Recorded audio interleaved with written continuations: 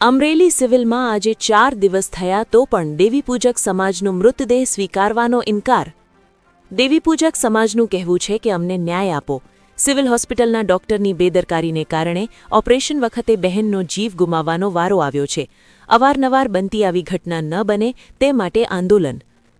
આ આંદોલનમાં દેવીપૂજક સમાજ સાથે અન્ય સમાજ તેમજ અલગ અલગ સંગઠનો તેમજ બધા સમાજનો દેવીપૂજક સમાજને ટેકો.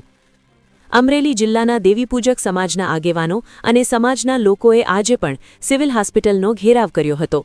ભરતભાઈ કાતરિયા અને દેવીપૂજક સમાજના આગેવાનોનું કહેવું છે કે થોડા દિવસ પહેલા જે ગાભાકાંડ થયું હતું ત્યારે પણ આ સિવિલ હોસ્પિટલના સંચાલકોએ કોઈ ન્યાય આપ્યો ન હતો. આજે પણ આ જ પરિસ્થિતિનું નિર્માણ થયું છે ત્યારે તમામ સમાજો એક થઈને લડત લડી રહ્યા છે. Bureau chief Sanjay Vaghela, Amreli.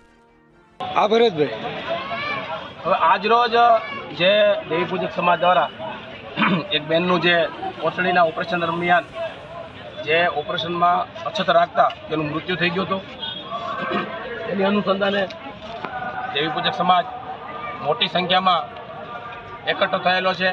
અને વારંવાર એનું કહેવાનું એવું છે કે અમરેલીના જે લોકલ ડૉક્ટરો છે અને સ્થાનિક ડૉક્ટરો છે એ વારંવાર ભૂલ કરવાના કારણે આવી અનેકવાર ઘટના બની છે. અને આ ઘટના તો બહુ મોટી છે, કેમ કે જે બેન મૃત્યુ પામ્યા છે, ભનીબેન મંદુરિયા કરીને છે, એમના 5 સંતાનો છે.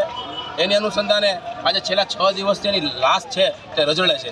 અને મોતનો મલાજો ખરેખર બધાને જાળવવો જોઈએ, પણ ક્યાંક ને ક્યાંક હજી આ સિવિલના ટ્રસ્ટીઓ અને એ ડૉક્ટર સ્થાનિક છે એના પેટનું પાણી ન હલતું હોય.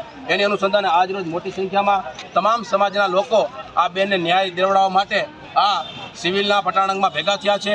અને આ તંત્રને અને ખાસ કરીને ટ્રસ્ટીઓને અને ડૉક્ટરોને વિનંતી છે કે આ બેનને તાત્કાલિક ન્યાય મળે, કેમ કે એ બેનના નાના 5 બાળકો છે, એની તો તમને કંઈક ખરેખર રહેમરાય હોવી જ જોઈએ. આ દેવીપૂજક સમાજના આંદોલનમાં ખંભેથી ખંભો મિલાવી કોળી સમાજના, દલિત સમાજના અને અન્ય સમાજના, પાટીદાર સમાજના, બધા સમાજના લોકો આ અત્યારે એ લોકોને સાથ સહકાર આપે છે. અને અમારો પણ સાથ સહકાર છે. જ્યારે પણ જરૂર પડશે ત્યારે અમે એ લોકોની સાથે ખંભેથી ખંભો મિલાવીને ઊભા છીએ.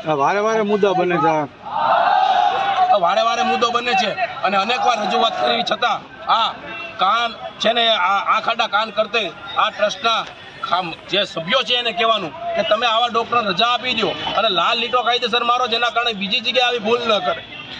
આ બેનને ન્યાય આપવામાં આવશે કે નહીં? જો ન્યાય નહીં આપવામાં આવશે તો આગળ તમારું શું પગલું રહેશે? હવે એમાં એવું છે કે એનો સમાજ બહુ મોટી સંખ્યામાં ભેગો થયો છે અને કદાચ ન્યાય નહીં મળે તો કદાચ આનાથી પણ એ લોકોને એવું કહેવાનું છે કે ઉગ્ર આંદોલન કરવું પડે અને ગાંધી ચિંજા માર્ગે ગાંધીનગર સુધી જવું પડે. તો અમે એમની જોડે ખંભેથી ખંભો મિલાવીને એની જોડે છીએ.